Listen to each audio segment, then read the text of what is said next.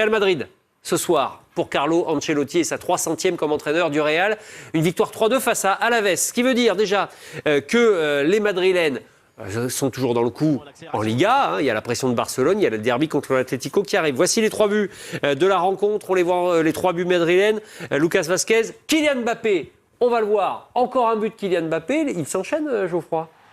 Oui, c'est son 7e depuis le début de saison. Et c'est peut-être son but le plus abouti, celui-là. Avec celui sur la talonnade de Valverde il y a 2 semaines. Mais là, passe de Bellingham. C'est lui qui a l'initiative. C'est un 1-2 avec Bellingham. C'est Samuel. Oui, parfaitement joué. Non, vous avez raison dans votre analyse.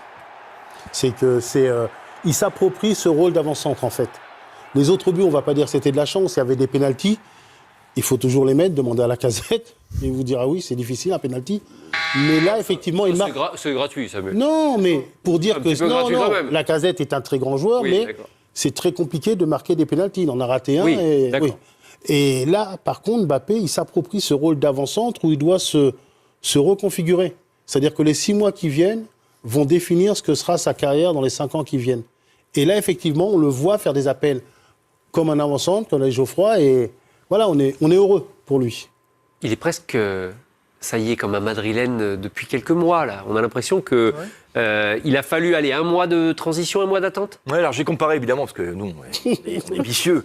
On compare toujours. Alors, j'ai comparé et nous, on est vicieux. Mais bon, c'est un truc parfois, le pluriel n'est pas nécessaire. Un singulier suffit. Je suis vicieux, c'est ça que je veux dire. J'ai comparé, évidemment, avec Cristiano Ronaldo. Les débuts de Cristiano, en 2009.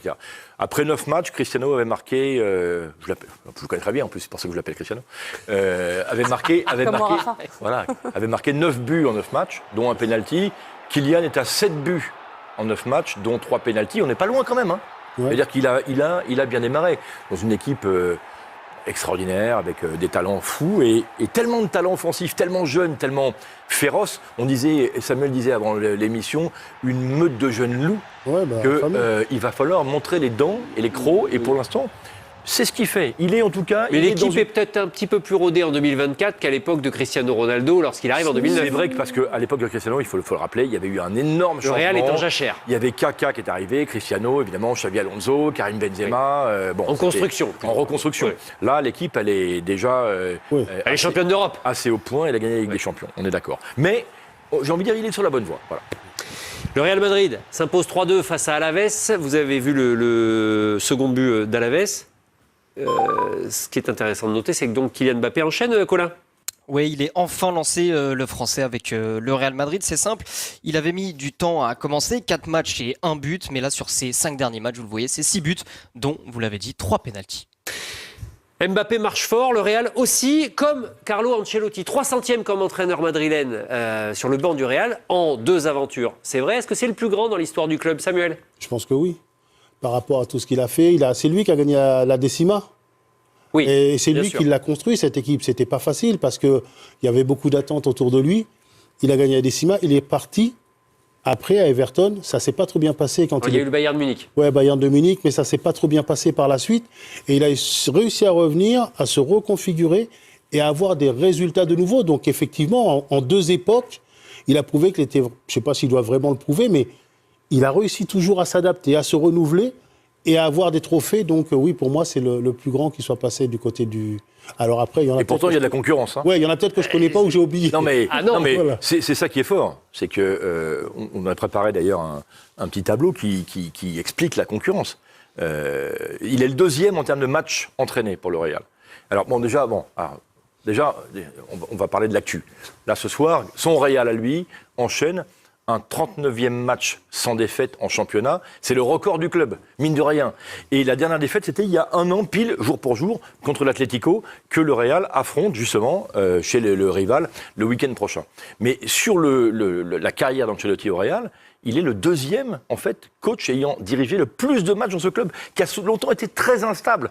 Et quand vous voyez le numéro 1, qui est Miguel Munoz, qui est une légende du club, qui a été joueur au club, qui a gagné la Ligue des Champions, la C1, comme joueur, et ensuite comme entraîneur, et bien regardez, avec 2 fois moins de matchs, il a gagné autant de titres. Certes, ce n'était pas tout à fait comparable, il y avait les mêmes compétitions, mais il est incroyable, et on voit Zidane, numéro 3. Mais au-delà de ça, par rapport... Zidane a gagné plus... 11 titres. 11 titres en 263 matchs. Voilà. Ils sont peut-être plus... Bah, si vous voulez, prestigieux. Zidane, il a fait un truc que Carlo n'a pas fait, c'est... Non, pardon, j'appelle Carlo, parce que je connais très bien aussi. Il a gagné 3 Ligues des Champions d'affilée. Mais manifestement, vous ne connaissez pas bien Zidane. Lui n'a pas droit à un surnom ou... Bah, Zinedine Zidane. Voilà. Zizou, mais Zizou. Revenons-en, pardon. 3 Ligues des Champions d'affilée, puisque Ancelotti n'a pas fait. Extraordinaire. Voilà, ce que personne Ouais. n'avait jamais fait. Non. Et que personne n'a fait depuis. Mais Ancelotti, il a autre chose, lui. Il a gagné 5 Ligues des Champions, 2 avec le Milan et 3 avec le Real, ce qui fait de lui le recordman de l'épreuve. Et il me semble qu'aujourd'hui, c'est presque l'automne de sa carrière, 65 ans, Ouais, quand même. on peut dire que c'est... Il l'a dit, ça sera son dernier club. Il est exactement là où il faut. C'est une chance, mais quelque part, moi, je suis admiratif de ça. Arriver à un moment à être le plus grand coach du monde, dans le plus grand club du monde, gagner, être le recordman de la plus grande épreuve du monde, et de chanter le Alla Madrid, tel Pavarotti, dans le plus grand stade du monde, comme on le verra après la victoire la qualification contre le Bayern de Munich l'année dernière. Moi, je dis, qu'est-ce que vous voulez faire de plus que ça?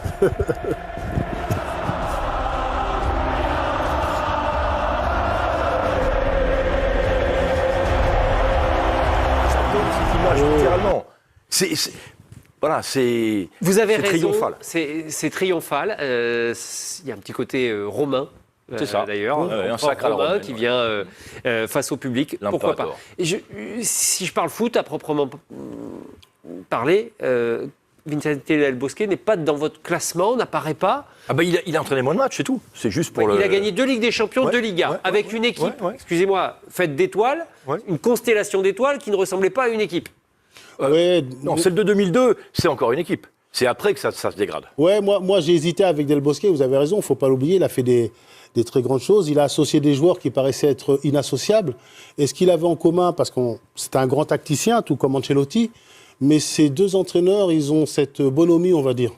Cette tranquillité. Il avait la moustache en plus, Del Bosque. Voilà, la moustache en plus, mais cette tranquillité à prendre des décisions qui sont très dures à prendre. Mais ils le prennent avec un tel calme, à dire à tel joueur, tu joues pas, toi tu joues, toi... que ça passe tout seul, on va dire. Ils ont cette autorité naturelle sans forcer le trait. Et d'ailleurs, Samuel, la plus grande erreur, et je crois qu'il l'a reconnu, de Florentino Pérez, le patron du Real, c'est d'avoir fait partir Del Bosque en 2003, éliminé en demi-finale de Ligue des Champions, champion d'Espagne, et derrière, s'est ouvert une période d'incertitude terrible. C'est Carlos Queiroz. Queiroz, et puis après, il y a eu Camacho, Juan de Ramos, Capello. Chaque année, il y avait un nouvel entraîneur, et ils n'ont plus rien gagné pendant des années, alors qu'ils ont pilé les Galactiques. Oui. Et là, le talent d'Ancelotti, c'est de faire jouer, de gagner avec des Galactiques, des jeunes Galactiques, qui n'est pas la plus facile à gérer. Le Real Madrid sera opposé à Lille la semaine prochaine. Ça, c'est la Ligue des Champions. Vous le savez, intégralité, exclusivité de la compétition de toutes les Coupes d'Europe sur Canal. Et donc, deuxième journée, Lille opposé au Real Madrid. Vous l'avez noté le rendez-vous. Ce sera mercredi 2 octobre prochain sur Canal+.